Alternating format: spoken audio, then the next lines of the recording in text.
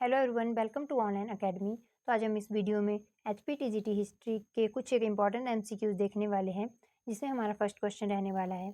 The main occupation of Palaeolithic people was, यानी कि पूर्व पाषाण काल के लोगों का मुख्य व्यवसाय क्या था। तो क्या था इनका मुख्य व्यवसाय? एग्रीकल्चर था, हंटिंग एंड गैदरिंग था, पॉटरी था या फिर वीविंग था। तो इनका जो था ऑक्यूपेशन क्या था? Hunting and gathering. तो हमने कल देखा था, जो प्रीवियस क्लास डिस्कस करी थी, कि भाई स्टोन एज को 3 डिफरेंट पार्ट्स में कैटेगराइज किया जाता है ऑन द बेसिस ऑफ जो है स्टोन टूल्स, जिसमें हमारे पास पहली को पैलियोलिथिक कहते हैं, सेकंड को जो है हम मीजोलिथिक एज कहते हैं, एंड जो लास्ट है उसको न्यूलिथिक एज कहते हैं। पैलियो को ओल्ड स्टोन एज भी कहा जाता है, मीजो को मिडिल स्टोन एज भी कहा जाता है, एंड बात करें न्यू की तो उसको न्यू स्टोन एज भी कहा जाता है। अब बात करते हैं ऑक्यूपेशन की। तो पैलियो में हमारे पास हमने देखा हंटिंग एंड गैदरिंग जो है ऑक्यूपेशन था इनका मेन। वहीं पे मीज़ो की बात करें तो हंटिंग एंड गैदरिंग तो चल ही रहा था, लेकिन मेन ऑक्यूपेशन क्या था इनका? तो domestication of animal and fishing था। तो ये चीज़ यहाँ से ध्यान में रखनी है आप लोगों को। और नियो की बात करें तो नियो में जो है हमारे पास ये चीज़ें तो देखने को मिलेगी, एंड डोमेस्टिकेशन ऑफ एनिमल यहाँ पे बड़े लेवल पे दिखेगा आपको। लेकिन इसमें नया क्या आया? तो इसमें जो है एग्रीकल्चर जो है न्यू कॉन्सेप्ट आता है।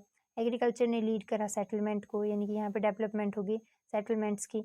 एंड एग्रीकल्चर ही जो है हमारे पास पॉटरी का कॉन्सेप्ट लाता है। कैसे?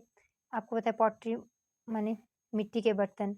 और जो है मिट्टी के बर्तन का प्रयोग किस चीज़ के लिए करा इन्होंने? नंबर एक तो खाना बनाने के लिए करा, और दूसरा इसका प्रयोग जो एक्सेस में जो भी प्रोड्यूस होता था उसको स्टोर करने के लिए भी इन्होंने इसका प्रयोग करा। तो इसीलिए एग्रीकल्चर हो गया, हमारे पास सेटल्ड लाइफ का कॉन्सेप्ट आ गया, एंड साथ में क्या दिखेगा हमें? पॉटरी का कॉन्सेप्ट दिखेगा। तो इस क्वेश्चन से हम इतनी चीज़ें डिस्कस करेंगे। देखते हैं हम नेक्स्ट क्वेश्चन। तो नेक्स्ट क्वेश्चन है, first evidence of painting in India is found at, इनके भारत में चित्रकला का प्रथम प्रमाण कहाँ से मिलता है? तो कहाँ से मिलता है? अजंता से, भीमबेटका, एलोरा या फिर सांची। तो कहाँ से मिलता है? भीमबेटका से मिलता है हमें। हमने एक क्वेश्चन डिस्कस करा था प्रीवियस जो है वीडियो में, कि भाई जो भीमबेटका है वो केव्स है कहाँ पे? तो कहाँ है? एमपी में है। और कौन से जो है फेज से बिलोंग करती है? तो किस जो है टाइम पीरियड से बिलोंग करती है? तो स्टोन एज से। लेकिन स्टोन एज के कौन से फेज से? तो पैलियो से। आपको पता है स्टोन में पैलियो है, मीजो है एंड नियो है। तो इसमें पैलियो से बिलोंग करती है भीमबेटका जो केव्स है। उसके बाद पैलियो में भी अगर हम देखें कि कौन से फेज है, तो इसको भी हमने 3 पार्ट्स में कैटेगराइज करा है। इसमें भी स्टोन टूल्स थे उनमें हमें क्या दिखते हैं? कुछ चेंजेस दिखते हैं। तो इसमें जो है एक तो था लोअर या फिर जो है अर्ली फेज पैलियोलिथिक का, सेकंड जो है मिडिल फेज ऑफ पैलियोलिथिक था, एंड लास्ट जो है लेटर या फिर जिसको कहते हैं हम लेटर फेज या फिर अपर फेज ऑफ पैलियोलिथिक। तो इससे रिलेटेड था, यानी कि भीमबेटका केव्स जो कि जहाँ से हमें फर्स्ट पेंटिंग के एविडेंसेस मिलते हैं इंडिया में, वो जो है बिलोंग करती है स्टोन एज से। एंड जो स्टोन एज है उसमें भी कहाँ से? तो पैलियोलिथिक फेज से। एंड पैलियोलिथिक का भी उन्होंने अगर आपको स्पेसिफिक पूछ लिया तो कौन सा है फेज? तो है लेटर या फिर इसको कहते हैं अपर फेज ऑफ पैलियोलिथिक। तो इस चीज़ को ध्यान में रखना है। तो देखते हैं हमारा नेक्स्ट क्वेश्चन। नेक्स्ट क्वेश्चन रहेगा, which of the following is a Neolithic site in India? Bharat में निम्नलिखित में से कौन सा नवपाषाण स्थल है? तो इसमें मेहरगढ़ रहेगा, कोलडिबा रहेगा, या फिर लोथल या फिर मोहनजोदड़ो। तो कौन रहेगा? जो है मेहरगढ़। आपको पता है जो है कालीबंगा हो गया, लोथल हो गया, या फिर हमारे पास मोहनजोदड़ो हो गया। ये कौन से टाइम पीरियड से बिलोंग करते हैं? तो इंडस वैली सिविलाइजेशन के। तो इनको तो हम उस टाइम डिस्कस करेंगे कि क्यों इंपॉर्टेंट थी। लेकिन मेहरगढ़ पे देख जो है अभी इसके बारे में जान लेते हैं कि क्यों इंपॉर्टेंट थी। तो मेहरगढ़ में जो है हमें एग्रीकल्चर के पहली बार जो एग्रीकल्चर देखने को मिलता है वो मेहरगढ़ में मिलता है, और ये साइट बिलोंग करती है न्यूलिथिक फेज से। मैंने आपके साथ डिस्कस करा था कि स्टोन एज को जब हम कैटेगराइज करते हैं टूल्स के बेसिस पे 3 पार्ट्स में, तो जो है पैलियो, मीजो और नियो रहता है। तो हमने देखा था यहाँ तो हंटिंग एंड गैदरिंग ही हो रही थी और कुछ नहीं देखने को मिलेगा।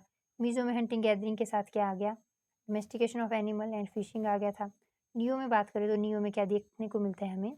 यहाँ पे एग्रीकल्चर का कॉन्सेप्ट देखने को मिलता है। तो यही तो पूछा गया है कि भाई, और एग्रीकल्चर अगर आपको पता हो कि भाई मेहरगढ़ जो है एग्रीकल्चर के लिए इंपॉर्टेंट साइट है, तो आप इजीली इसको जो है टिक कर सकते थे। तो वही बात, तो हमारे पास एग्रीकल्चर देखने को मिला था, और इसके साथ सेटलमेंट्स देखने को मिलेगी और पॉटरी देखने को मिलेगा। तो क्योंकि जो मेहरगढ़ क्यों इंपॉर्टेंट है? एग्रीकल्चर के लिए इंपॉर्टेंट है। और इसके साथ साथ एक और साइट इंपॉर्टेंट है जिसको कहते हैं कोलडिबा। तो ये भी इंपॉर्टेंट है। इसमें पहली बार जो है राइस के क्या मिलते हैं? अवशेष मिलते हैं, अवशेष जिनको कह सकते हैं हम, तो वो कहाँ से मिलते हैं? वो कोल रिवर से मिलते हैं। तो अगर पूछा है कि इंडिया में पहली बार जो है राइस कल्टीवेशन के जो है हमारे पास एविडेंसेस कहाँ से मिलते हैं, तो कहाँ से मिलते हैं? कोल रिवर से मिलते हैं। इसको हम डिस्कस करेंगे आगे, लेकिन उससे पहले हम कुछ एक साइट्स देख लेते हैं इंपॉर्टेंट, जो बिलोंग करती थी स्टोन एज से। तो ये स्टोन एज को कैटेगराइज करा पैलियो, मीसो एंड नियो में। तो पैलियो की इंपॉर्टेंट साइट देखते हैं हम। इसमें इंपॉर्टेंट साइट दिखती है हमें भीमबेटका केव्स, जो कि एमपी में है। और मीज़ो की बात करें, इसमें दो इंपॉर्टेंट साइट्स थी, क्योंकि हमने बात करी यहाँ पे हमें डोमेस्टिकेशन ऑफ एनिमल्स दिखेगा, तो उसी से रिलेटेड दो इंपॉर्टेंट साइट्स हैं, एक आदमगढ़ है और सेकंड बागोर है। तो आदमगढ़ और बागोर दोनों साइट्स को आपको ध्यान में रखना है।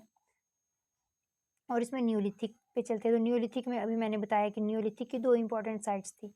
नंबर एक मेहरगढ़, जहाँ पहली बार हमें जो है कल्टीवेशन जो मतलब क्रॉप्स जो ग्रो करी थी उसके एविडेंसेस मिलते हैं। एग्रीकल्चर पहली बार यहीं से शुरू हुआ था, ऐसा माना जाता है। उसके बाद सेकंड इंपॉर्टेंट साइट जो है क्या मिलती है? कोलिबा। ये जो है इंडिया में पहली बार राइस जो कल्टीवेशन देखने को मिलती है यहीं से मिलती है। तो ये जो 4 से 5 साइट्स हैं इनको ध्यान में रखना। वैसे तो बहुत सारी साइट्स हैं, लेकिन ये जो है आपको दिखेगी कि कुछ एक इंपॉर्टेंट साइट्स हैं। देखते हैं नेक्स्ट क्वेश्चन। नेक्स्ट क्वेश्चन है, the Mesolithic as man started, यानी कि मध्य पाषाण काल के मानव ने किसकी शुरुआत की थी? तो क्या शुरुआत की थी? कृषि की थी, गांव का जीवन, पशुपालन या फिर धातु के औजार? तो मीजो माने सेकंड फेज ऑफ पैलियोलिथिक, है ना। तो यहाँ हमें क्या देखने को मिलता है? जो हंटिंग गैदरिंग के बाद यहाँ पे डोमेस्टिकेशन ऑफ एनिमल्स प्लस यहाँ पे फिशिंग देखने को मिलेगा। तो एग्रीकल्चर जैसा कुछ नहीं था यहाँ पे, ये तो नियो का है। बात करें विलेज लाइफ, एग्रीकल्चर ने ही जो क्या लीड करा था, जो सेटलमेंट्स को जो है आगे डेवलप करने में हेल्प करी थी। तो यहाँ पे ये भी नियो से रिलेटेड है। अब बात करें हर्डिंग एनिमल या फिर पशुपालन, तो मैंने आपको बताया भाई पशुपालन और फिशिंग किससे रिलेटेड है? मीजो से रिलेटेड है।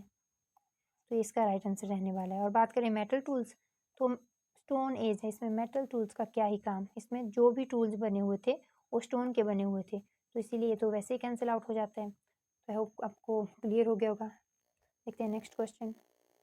First village settlement appeared in which stone as, तो जो है पहली ग्राम बस्तियाँ किस पत्थर युग में प्रकट हुई? तो किस में हुई? अभी जस्ट हमने देखा कि ये कहाँ हुई थी? नियो में, क्योंकि यहाँ पे एग्रीकल्चर का कॉन्सेप्ट आया और उससे जो है डेवलपमेंट होगी सेटलमेंट्स की, तो यहीं पे ये कॉन्सेप्ट आएगा नियो में। देखते हैं हमारा नेक्स्ट क्वेश्चन। तो नेक्स्ट क्वेश्चन रहने वाला है, which is the main characteristic of Palaeolithic tools, तो क्या थी मेन कैरेक्टरिस्टिक इसकी? तो इसमें जो है हमारे पास यानी कि पूरा पाषाण औजारों की मुख्य विशेषता क्या थी? तो क्या थी? पॉलिश्ड और स्मूथ थे, रफ और अनपॉलिश्ड थे, मेड ऑफ कॉपर थे या फिर मेड ऑफ क्ले थे? जैसे कि मैंने बताया था कि पॉटरी का कॉन्सेप्ट कहाँ देखने को मिलेगा? नियो में मिलेगा। तो यही तो इन्होंने कहा है कि मेड ऑफ क्ले, मिट्टी के बने हुए बर्तन जो है हमें कब देखने को मिले? नियो में। तो यानी कि नियो में ये कॉन्सेप्ट आया था, कैंसिल आउट कर दो। यहाँ पे हमें पैलियो का पूछा जो फर्स्ट फेज है, ये थर्ड रहा। नियो जो है मेड ऑफ कॉपर, जैसे मैंने बताया कि धातु तो हमें पता भी नहीं थी इस टाइम पीरियड तक, सिर्फ और सिर्फ यहाँ पत्थर का ही यूज़ हुआ था, तो तांबा भी तो एक धातु ही है, तो इसीलिए ये भी कैंसिल आउट हो गया। रही बात पॉलिश्ड और स्मूथ की, तो हमने कल एक चीज़ जो कुछ एक क्वेश्चंस डिस्कस करे थे जिसमें हमने देखा था कि पैलियो में जो है पॉलिश्ड और जो है हमारे पास धारदार जो थे पत्थर के औजार देखने को मिलते हैं, तो ये भी नियो से रिलेटेड है। अब बात करें रफ एंड अनपॉलिश्ड, तो इसका राइट आंसर रहने वाला है ऑप्शन बी। अब इसमें हम देख लेते हैं कि कैसे इनकी जो स्टोन टूल्स की थी उनकी डेवलपमेंट होती है। सबसे पहले तो हम यहाँ मेंशन करेंगे कि भाई स्टोन एज को कैटेगराइज करते हैं पैलियो में, है ना, फिर करते हैं मीज़ो एंड नियो में। अब बात करें तो पैलियो में क्या मिलता है? यहाँ पे अनइवन स्टोन टूल्स मिलेंगे, रफ से मिलेंगे या फिर अपनी कैपेसिटी अकॉर्डिंग, जैसा आप पत्थर उठा के मतलब जो क्या कर सकते हो, हंटिंग कर सकते हो, उसके अकॉर्डिंग पत्थर उठाया और हंटिंग होगी। लेकिन मीज़ो में उनको इतना समझ आ गया था यहाँ तक आते-आते कि भाई बड़े पत्थर से हंटिंग ईज़ी नहीं है ना? तो इसके लिए कुछ तो करना पड़ेगा नया। तो उन्होंने उसको काट-पीट के क्या एक फॉर्म दे दी। जैसे ये हो गया हमारे पास पॉइंटर, और फिर कुछ एक चीज़ें जो है हमारे पास ऐसे-ऐसे कुछ एक छोटे-छोटे स्टोन टूल्स देखने को मिलेंगे इस फ़ेज़ में। तो अब क्या हो गया, इसमें वो जो थे बड़े-बड़े पत्थर के स्टोन टूल्स थे, वो अब माइक्रोलिथ्स की फॉर्म ले ली इन्होंने। माइक्रो माने छोटा और लिथ बोले पत्थर, तो सूक्ष्म जो थे हमारे पास, इस माइक्रो को सूक्ष्म कहते हैं, तो वही छोटे पत्थर वाले टूल्स देखने को मिलेंगे इस फेज़ में हमें, है ना। तो यहाँ तो अनइवन से थे, रफ से थे। नेचुरली पत्थर कैसा होता है? रफ ही होता है, तो उसको कोई फॉर्म नहीं दी थी, है ना। अनइवन, फिर उसके बाद रफ थे या फिर हम कहें इरेगुलर फॉर्म थे उनकी, जैसे भी पत्थर मिला ठीक है, उससे हंटिंग हो जाएगी। लेकिन मीज़ो में अब हमें उनको देखने को मिलता है कि छोटी फॉर्म दे दी उन्होंने एक, है ना। जैसे पॉइंटर्स बन गए, ये पत्थर बन गए, बाकी छोटे-छोटे जो है हमारे पास टूल्स बन गए। तो एक माइक्रो, इसीलिए इसको जो है मीज़ोलिथिक को माइक्रोलिथिक एज भी कहा जाता है, क्योंकि जो स्टोन टूल्स थे अब वो छोटे हो गए थे। अब बात करें नियो में, तो नियो में देखने को मिलेगा हमें पॉलिश्ड स्टोन टूल का कॉन्सेप्ट। कैसे यहाँ पे इन्होंने एक लेवल एडवांस सोचा कि ऊपर उठ के सोचा कि जो है अभी छोटे पत्थर हैं, इनसे हंटिंग तो काफ़ी ईजी हो गई थी, लेकिन और क्या करा जाए जिससे और ज़्यादा ईजी हो जाए हंटिंग। तो उसके लिए उन्होंने जो स्टोन टूल्स है उनको पॉलिश करना शुरू कर दिया, उनको धारदार बना दिया, जिससे और ईजी हो गई हंटिंग, है ना। तो इसीलिए ये पॉलिश्ड स्टोन टूल का कॉन्सेप्ट नियो में देखने को मिलता है। तो कुछ एक चीज़ें आप ध्यान में रखना, और जहाँ आप नोट्स बना रहे हो वहाँ इन चीज़ों को नोट डाउन जरूर करना। आपको एग्जाम से पहले जब आप एक बार नज़र दौड़ाओगे अपने नोट्स पे, तो आपको जो है इजीली स्टोन एज जो है क्लियर हो जाएगी, उसमें कोई आपको दिक्कत नहीं आएगी। देखते हैं नेक्स्ट क्वेश्चन। तो नेक्स्ट है, earliest evidence of rice cultivation in India is from, यानी कि भारत में धान की सबसे प्राचीन खेती का प्रमाण कहाँ से मिलता है। तो कहाँ से मिलता है, ऑप्शन ए रहेगा हमारे पास मेहरगढ़, ऑप्शन बी जो है चिरंद, ऑप्शन सी जो है हमारे पास इन्होंने कोडिवा, एंड जो है डी ऑप्शन है लोथल। तो इसमें ए तो इंडस वैली की साइट है, इंडस वैली सिविलाइजेशन की साइट है। और अभी मैंने कहा था कि भाई मेहरगढ़ तो किस चीज़ की है, मेहरगढ़ जो है हमारे पास पहली बार एग्रीकल्चर यहाँ देखने को मिलता है, एग्रीकल्चर के एविडेंसेस मेहरगढ़ और न्यूलिथिक साइट है। लेकिन जो है इंडिया में पूछा जाए कि भाई राइस की पहली बार कहाँ से हमें राइस कल्टीवेशन के एविडेंसेस मिलते हैं, तो कहाँ से देखे थे, ये चीज़ मैंने आपको क्लियर करवा दी थी पहले कि कोलिवा से मिलते हैं। तो चीज़ ध्यान रखना, राइस कल्टीवेशन इन इंडिया। अगर ओवरऑल पूछा होता तो आप मेहरगढ़ टिक करते, इस चीज़ को ध्यान में रख लेना। ओवरऑल जो है पहली बार एग्रीकल्चर के एविडेंसेस पूछे मेहरगढ़, पर पर्टिकुलरली पूछा जाए राइस कल्टीवेशन जो उसके एविडेंसेस पहली बार इंडिया में कहाँ से मिले, तो वो कोल्डिवा से मिलते हैं। दोनों ही आपको पता है न्यूलिथिक साइट्स हैं।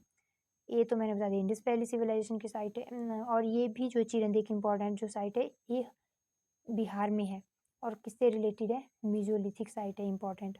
तो चीज़ें कुछ एक ध्यान में रखना। देखते हैं next question, which stone age is considered as transition age, तो किस कौन से फेज को जो है ट्रांजिशन फेज कहा जाता है, यानी कि संक्रमण काल कहा जाता है। ये भी मैंने अभी आपके साथ जस्ट डिस्कस करा कि भाई पैलियो और मीजो के बीच में जो पैलियो और जो है नियो के बीच में मीजो को ट्रांजिशन फेज कहा जाता है। तो between paleo and neo meso is considered as transition phase या ट्रांजिशन एज कहा जाता है, क्योंकि जो हमें देखने को मिलता है पैलियो से लेके नियो के बीच में जो भी चेंजेस आए किससे होके गुजरे, मीजो से होके। यहाँ पे स्टोन टूल्स की बात कर लो, बड़े बड़े पत्थर से जो है हमारे पास हंटिंग हो रही थी, यहाँ पे क्या हुआ, पॉलिश्ड हो गए, तो ये क्या रातों रात हो गया, जो धारदार पत्थर बना दिए, पॉलिश्ड पत्थर चमकाना शुरू कर दिया, ऐसे ही थोड़ी ना, उसमें कुछ तो हुआ होगा बीच में। तो जो मीजोलिथिक एज है इसमें हमें देखने को मिलेगा कि वो जो पत्थर थे उनको काट पीट के इन्होंने क्या कर दिया, छोटी फॉर्म दे दी, जिससे क्या होना शुरू हो गया, अब जो है हंटिंग ईजी हो गई। इसी के बाद इनके माइंड में एक थॉट आया होगा कि भाई अब और कुछ एडवांस करा जाए जिससे वैसा हंटिंग और ईजी हो जाए, तो फिर वो नियो में देखने को मिलेगा। तो जो पैलियो से शुरू हुआ था वो मीजो से होके गया, तभी नियो में जो है उस लेवल की डेवलपमेंट देखने को मिली। तो इसीलिए मीजो को जो है हमारे पास क्या कहा जाता है, transition age between paleo and neo. देखते हैं नेक्स्ट क्वेश्चन। तो हम कुछ एक क्वेश्चन इंडस वैली सिविलाइजेशन से देखेंगे। तो नेक्स्ट क्वेश्चन जो है रहेगा हमारा, the main occupation of people of the Indus valley civilization was, तो सिंधु घाटी सभ्यता के लोगों का मुख्य व्यवसाय क्या था, तो क्या था इनका मुख्य व्यवसाय, हंटिंग था, एग्रीकल्चर था, फिशिंग था या फिर ट्रेड था। तो इनका मेन ऑक्यूपेशन रहने वाला है हमारे पास एग्रीकल्चर। हंटिंग की बात करें कब से किससे रिलेटेड था, पैलियो से। फिशिंग की बात करें हमने देखा मीजो से था। एग्रीकल्चर जो है इस इनका मेन ऑक्यूपेशन था, लेकिन ट्रेड भी इन्हीं का एक ऑक्यूपेशन माना जाता है, लेकिन प्राइमरी ऑक्यूपेशन या फिर मेन नहीं था। ये बाद में डेवलप होगा जब एग्रीकल्चर जो सरप्लस ग्रो होना शुरू हो जाएगा, तो क्या होगा, फिर वो ट्रेड की डेवलपमेंट में हेल्प करेगा। तो इसीलिए जैसे हमने देखा कि अराउंड 35 BC से 1750 BC तक देखने को मिलता है इसका टाइम पीरियड। तो 35 to 25 तक तो एग्रीकल्चर ही मोटे तौर पे देखने को मिलता है, लेकिन जब 25 के अराउंड ये सिविलाइजेशन मिच्योर हो जाती है, तो उस बीच हमें क्या देखने को मिलता है, 25 टू फिर 1750 तक हमें देखने को मिलेगा कि भाई अब क्या होगा, अब यहाँ पे हमें देखने को मिलेगा कि जो ट्रेड बड़े लेवल पे होगा, तो जो है अदर सिविलाइजेशन के साथ भी हमें ट्रेड देखने को मिलेगा। जैसे मेसोपोटामिया हो गया एक एग्जाम्पल इसका, तो मेसोपोटामिया से बड़े लेवल पे ट्रेड देखने को मिलेगा, है ना। देखते हैं अब हमारा नेक्स्ट क्वेश्चन। नेक्स्ट क्वेश्चन है, the great bath is found in which site of Indus valley civilization. तो कौन से जो उसमें साइट में ये हमें मिलता है ग्रेट बाथ, तो कहाँ मिलता है? डायरेक्ट आंसर पे जाएंगे हम, तो ये मिलता है मोहनजोदड़ो। तो मोहनजोदड़ो में ये मिलता है। ऑप्शन ए जो इसका राइट आंसर रहने वाला है। तो अगर बात करें ग्रेट बाथ की, ग्रेट ग्रेनरी की, या फिर करें ब्रॉन्ज जो है हमारा स्टेच्यू मिलता है डांसिंग गर्ल का उसकी, या फिर एक बियर्डेड पर्सन मिलता है, इनकी दाढ़ी वाला एक जो है पर्सन मिलता है, उसका स्टेच्यू मिलता है और उसने शॉल ओढ़ी होती है, तो वो भी कहाँ से मिलता है? इसी से। और कहा जाता है कि एक प्रीस्ट था। ठीक है, तो ये भी मोहनजोदड़ो से ही मिलता है। इन चीज़ों को ध्यान में रखना, कुछ एक इंपॉर्टेंट चीज़ें हैं। और हड़प्पा से तो 6 ग्रेनरीज इन द रो दिखेंगी, है ना। और इसमें हमारे पास एक टॉर्सो, ह्यूमन टॉर्सो का स्टेच्यू मिलेगा, मतलब कि आदमी है लेकिन उसका सर नहीं है ना, बिना सर का। वो ऐसा हो सकता है कि भाई वो टूट गया हो, है ना, इतने टाइम कहाँ ही सर्वाइव कर पाएगा स्टेच्यू। पर हाँ, बिना सर के मिलता है, तो इसलिए ह्यूमन टॉर्सो जो है ये ज़रूरी हो जाता है कि कहाँ से मिलता है, हमें हड़प्पा से मिलता है। तो ये 2 चीज़ें जो इंपॉर्टेंट है हड़प्पा से। नेक्स्ट देखें तो लोथल। लोथल की बात करें तो इसमें जो है हमें पता है कि भाई ये बंदरगाह के लिए इम्पोर्टेंट था, तो इम्पोर्टेंट पोर्ट सिटी थी ये, गुजरात में है। अब बात करें कालीबंगा की, तो कालीबंगा में हमें क्या-क्या देखने को मिलता है? तो प्लॉट फील्ड मिलती है, यानी कि जोती हुई भूमि के प्रमाण मिलते हैं। और जो है इसमें और क्या मिलता है हमें?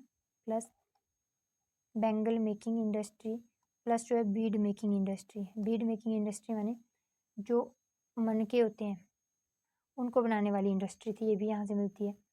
तो नेक्स्ट क्वेश्चन देखते हैं। नेक्स्ट क्वेश्चन है which metal was not known to the Indus Valley people. तो इनमें से कौन सा ऐसा जो है धातु है जिससे इंडस वैली के लोग अवेयर नहीं थे? तो अभी मैंने कहा कि ब्रॉन्ज की जो गर्ल है, डांसिंग गर्ल का वो स्टेच्यू कहाँ से मिलता है? ब्रॉन्ज की डांसिंग गर्ल का स्टेच्यू मिला है हमें, वो मिला है मोहनजोदड़ो से। तो भाई जब ब्रॉन्ज का उनको आइडिया था, तो कॉपर का तो आइडिया होगा कैसे? क्योंकि जो ब्रॉन्ज है वो किसका अलॉय होता है? कॉपर प्लस टीन का होता है। तो इन कॉपर का ही उनको नहीं बल्कि टीन का भी आइडिया था। तो कॉपर तो होगा, ब्रॉन्ज भी होगा। डांसिंग गर्ल एक बड़ा एग्जाम्पल है, और इसको जो है ब्रॉन्ज सभ्यता भी कहा जाता है कई बार। क्या बोलते हैं इसको, इंडस वैली सिविलाइजेशन को। उसके बाद बात करें गोल्ड, तो गोल्ड जो है यहाँ पे हमें जो है ऑर्नामेंट्स मिलते हैं, जो है गोल्ड के क्या मिलते हैं? गहने मिलते हैं, है ना। तो वो भी किससे मिलते हैं? हाँ, कौन से उससे रिलेटेड है? इसी से रिलेटेड है, अपना इंडस वैली सिविलाइजेशन से। लेकिन क्या इनको आइडिया नहीं था? तो आयरन का इसके बारे में अवेयर नहीं थे, वो बाद में जाके आगे चल के देखेंगे हम कि आगे चल के इसके बारे में पता चलेगा। लेकिन इंडस वैली के लोग इससे बिल्कुल अवेयर नहीं थे। देखते हैं next question. Which site of Indus valley civilization is known for dockyard. Dockyard इनकी सिंधु घाटी सभ्यता का कौन सा स्थल, यहाँ पे ये थोड़ा एरर है, इसको बंदरगाह कहते हैं, बंदरगाह के लिए प्रसिद्ध था या है? तो हड़प्पा था नहीं, इसमें मैंने बताया कि लोथल था। इम्पॉर्टेंट जो है पोर्ट सिटी थी, और बाकी हमने देख ही लिया इसके बारे में भी। इसके बारे में भी धौलावीरा की बात करें तो ये फेमस था। यहाँ का जो था वाटर रिजर्वायर सिस्टम बहुत जो था एडवांस माना जाता है। तो देखते हैं अब next question. Which script was used by the Indus Valley people, यानी कि सिंधु घाटी सभ्यता के लोगों द्वारा कौन सी लिपि प्रयोग की गई थी? तो कौन सी लिपि प्रयोग की गई थी? ब्रह्मी थी, या फिर खरोष्ठी कहते हैं इसको, या चित्रलिपि माने पिक्टोग्राफिक स्क्रिप्ट थी, या फिर देवनागरी थी? तो कौन सी थी इनकी स्क्रिप्ट? ये थी पिक्टोग्राफिक स्क्रिप्ट। अब पिक्टोग्राफिक स्क्रिप्ट क्या है? जैसे स्टार का सिंबल हो गया, फिश का जो है, पता नहीं फिश बनी ना बनी, फिश का जो है सिंबल हो गया, है ना। और कुछ एक चीज़ें और ऐसे सिंबल देखने को मिलते हैं जो हमें, उनमें से हमने सब एक सिंबल तो नहीं समझे हैं, लेकिन जैसे स्टार हो गया, फिश हो गया, स्वास्तिक हो गया, इन कुछ एक सिंबल है जिनको हम समझ पाए हैं, उसके बेसिस पे हमने डिसाइफर करिए, पर आधी अधूरी। तो इसीलिए इसको अनडिसाइफर्ड ही माना जाता है कि भाई हम पूरी तरह से नहीं पढ़ पाए हैं इसको, तो ये क्या है? अनडिसाइफर्ड ही है। और क्वेश्चन वन है कि इंडस वैली सिविलाइजेशन के लोगों के द्वारा जो स्क्रिप्ट, जिसको वो मतलब अवेयर थे जिससे वो, या जो उनकी स्क्रिप्ट है वो क्या, उसको क्या हम डिसाइफर कर पाए हैं या उसको पढ़ पाए हैं? तो उसमें डायरेक्ट आपने बड़ा सा नो कहना है, क्योंकि नहीं पूरी तरह डिसाइफर कर पाए हैं। तो आधी अधूरी डिसाइफर करने का फिर वही हो गया कि फ़ायदा ही नहीं, जब तक पूरी डिसाइफर नहीं करी तो नो ही लगेगा यहाँ पे आंसर जो है। देखते हैं हम नेक्स्ट क्वेश्चन। नेक्स्ट क्वेश्चन है which Indus valley civilisation site जो है provides evidences of a plot field. Just अभी बताया कि भाई कालीबंगा में हमें ज्योति हुई भूमि के प्रमाण मिलते हैं। हड़प्पा तो हमने देख लिया, ह्यूमन टॉर्सो, +6 ग्रेनरीज है ना यहाँ पे रो में मिलती है।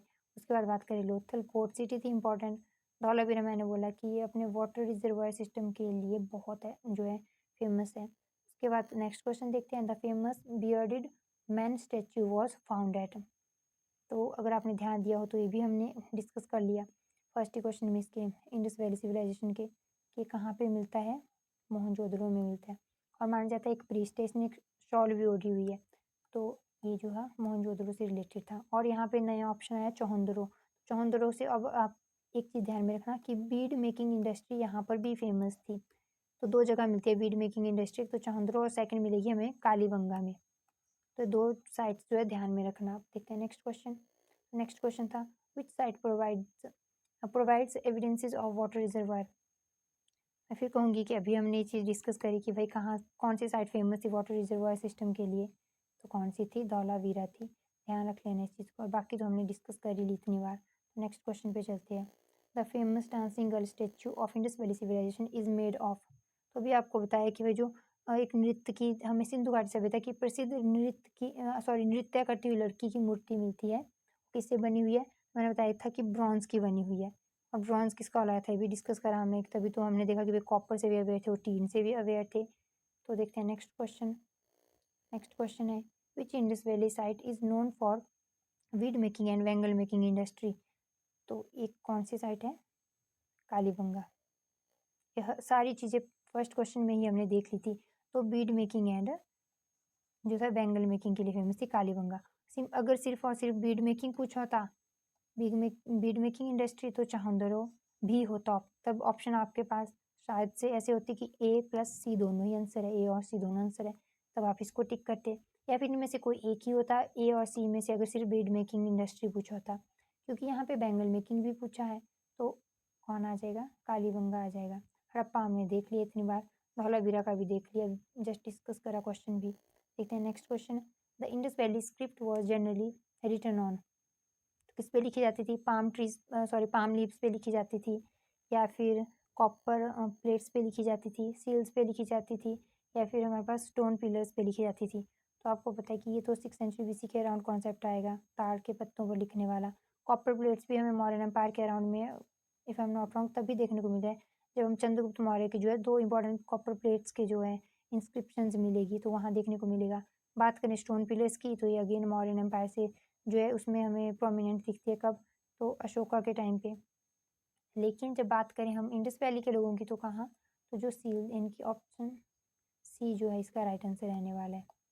तो ये क्या चीज़ थी, कॉइन्स थे क्या, नहीं, कॉइन्स का तो कोई कॉन्सेप्ट ही नहीं था। कॉइन्स का कॉन्सेप्ट 6th सेंचुरी बीसी के अराउंड आएगा। बेसिकली जो ये मोहरों वाला कॉन्सेप्ट है, ये क्या थी, तो ये कुछ इस प्रकार की थी, है ना। मतलब कि कैसे, इसमें ना जैसे, और क्या काम था इनका, स्टैम्प टाइप थी कुछ। तो इसमें आपको आइडिया होगा, अगर आपने पढ़ा होगा कि पशुपतिनाथ की हमें इसमें इमेज मिलती है ना, इसमें इमेज मिलती है, तो उससे क्या बेसिकली वो अर्लीस्ट फॉर्म ऑफ जो है लॉर्ड शिवा की अर्लीस्ट फॉर्म मानी जाती है पशुपतिनाथ। तो ये एक स्टैम्प टाइप था, हमें देखने को मिलता है। ट्रेड इंडस वैली के लोगों का बहुत फेमस था। तो जो कोई चीज़ जो इनको ट्रांसपोर्ट करनी है और उन्होंने पैक करी हुई है, तो पता तो होना चाहिए कि कहाँ से चीज़ आई है ना। तो इसीलिए उस पे जो है फाइनल जब हम पैक करने का स्टैम्प लगती थी, वो था ये। और ये जो बना किसका होता था, सिट्टाटाइट का जो था हमारे पास स्टोन था, उसका बना होता था। देखते हैं नेक्स्ट क्वेश्चन। तो नेक्स्ट क्वेश्चन है which Indus valley site provides evidences of rice cultivation. तो कौन सी जो थी हड़प्पन साइट थी जिसमें हमें चावल की खेती के प्रमाण मिलते हैं, तो कौन सी खेती उससे साइट से मिलते हैं, तो ये मिलते हैं रंगपुर से। ये इंडस वैली का पूछा है। अगर स्टोन एज का पूछा होता तो कहाँ थे हमें इंडिया में जो देखने को मिलते हैं राइस कल्टीवेशन, तो मिलती है कोल्डिबा। तो इनको कंफ्यूज मत करना, कोल्डिबा है तो वो किससे है, नियोलिथिक, बोले तो स्टोन एज से। और अगर बात करें रंगपुर, तो ये किसकी थी इंपॉर्टेंट साइट, तो ये थी इंडस वैली सिविलाइजेशन की। और यहाँ पे क्या, तो राइस हस्क मिलते हैं, यानी कि जो उसके अवशेष होते हैं, चावल के बाहर का छिलका होता है, तो वो मिले थे यहाँ से। तो ये हमारा लास्ट क्वेश्चन रहने वाला आज की वीडियो का। आई होप आपको क्लास अच्छी लगी होगी। इसी के साथ हम अपनी क्लास को यहीं पे एंड करते हैं। Thank you so much.